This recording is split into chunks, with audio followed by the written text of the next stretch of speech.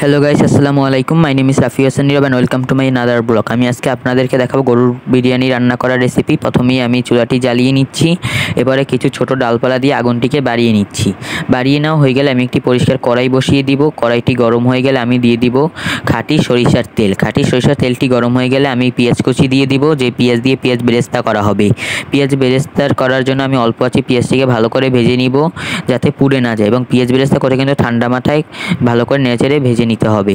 দেখতেই পাচ্ছেন আমি পেঁয়াজটি কিন্তু ভালো করে নেড়েচেড়ে ভেজে নিচ্ছি। ইতিমধ্যে কিন্তু পেঁয়াজটিতে একটা কালারও চলে এসেছে এবং পেঁয়াজ বেরেস্তাটিও কিন্তু হয়ে গিয়েছে। এখন আমি সেটা পেঁয়াজ বেরেস্তাটিকে একটি পরিষ্কার বাটিতে উঠিয়ে নিব।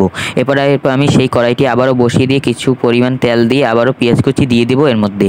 এবার আমি সেই পেঁয়াজ বেরেস্তা মতন করে কিন্তু এটাকে ভেজে নিব। এরপর আমি আপনাদেরকে একটু রাঁধুনি বিরিয়ানি মশলাটা দেখিয়ে নিলাম, কারণ আমি আজকে কিন্তু পুরো রান্নাটাই রাঁধুনি বিরিয়ানি মশলা দিয়ে করবো এবং সরিষার তেল দিয়ে করব। এরপরে আমি পেঁয়াজ বেরেস্তার মতন করে পেঁয়াজটিকে ভালো করে ভেজে নিচ্ছি। এরপরে আমি দিয়ে দিব আদা বাটা, রসুন বাটা, এর মধ্যে দিয়ে পেঁয়াজের সাথে ভালো করে মিশিয়ে ভেজে নিব। এরপর আমি দিয়ে দিব বিরিয়ানি মশলা। বিরিয়ানি মশলা এর সাথে ভালো করে মিশিয়ে ভেজে নিচ্ছি। ভেজে নেওয়া হয়ে গেলে আমি দিয়ে দেব টক দই।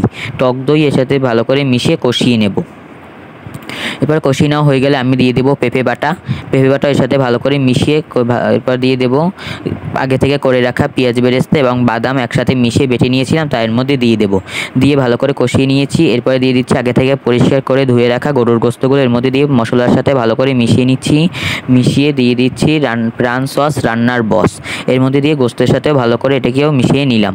মিশিয়ে আমি এটাকে ভালো করে নেড়ে মিশিয়ে নিয়ে কিছুক্ষণের জন্য ঢেকে দিব।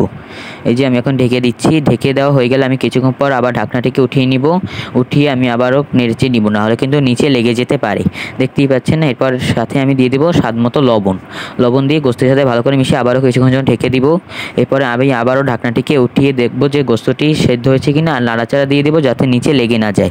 এরপরে আমি দেখেও নিলাম যে গোস্তটি সেদ্ধ হয়েছে কিনা। আমি দেখলাম যে না, একটু হবে। এরপরে আমি আবার কিছুক্ষণ ঢাকনাটি উঠিয়ে দেখলাম যে হ্যাঁ, আমার গোস্তটি এখন সেদ্ধ হয়ে গিয়েছে। এরপরে আমি আবার 1 কাপ দুধ দিয়ে দিলাম। দুধ দিয়ে গোস্তের সাথে ভালো করে মিশিয়ে নিচ্ছি। এরপরে আবারও কিছুক্ষণের জন্য ঢেকে দিচ্ছি।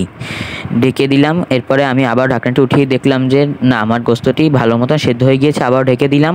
কিছুক্ষণ ঢাকনাটি উঠিয়ে দেখলাম যে এখন গোস্তটি নামানো যাবে। এরপর আমি একটু নাড়াচাড়া করে গোস্তটিকে নামিয়ে নিলাম। নামিয়ে ঢেকে রেখেছি। এরপরে আমি আরও একটি পরিষ্কার কড়াই বসিয়ে দিয়ে এর মধ্যে খাঁটি সরিষার তেল দিয়ে দেব। খাঁটি সরিষার তেল দিয়ে আমি আবারও কিছু পেঁয়াজ কুচি দিয়ে দিব।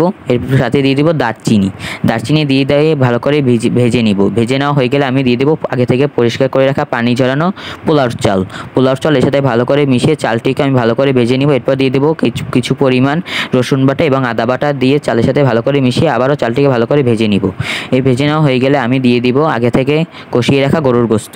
এরপর আমি চালটির সাথে ভালো করে মিশিয়ে এটাকেও কিছুক্ষণ জন্য ভেজে নিব। ভেজে নেওয়া হয়ে গেলে আমি দিয়ে দেবো পরিমাণ মতো পানি। আমি পানি সম্পূর্ণ দিব না, কারণ আমি সাথে দুধও অ্যাড করবো আর কি।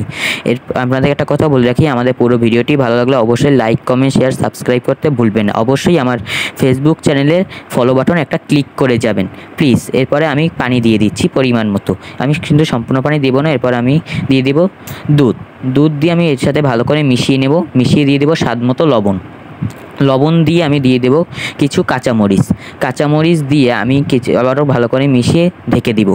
কিছুক্ষণ পর ঢেকে দিব। আমি কিছুক্ষণ পর ঢাকনাটি উঠিয়ে দেখব যে আমার পানি এবং চাল সমান সমান হয়েছে কিনা। কিন্তু সেরকমই হয়েছে যে পানি এবং চাল সমান সমান হয়ে গিয়েছে। এরপর আমি আধা ঘন্টার জন্য চুলা থেকে নামিয়ে রাখবো পাতিলটি।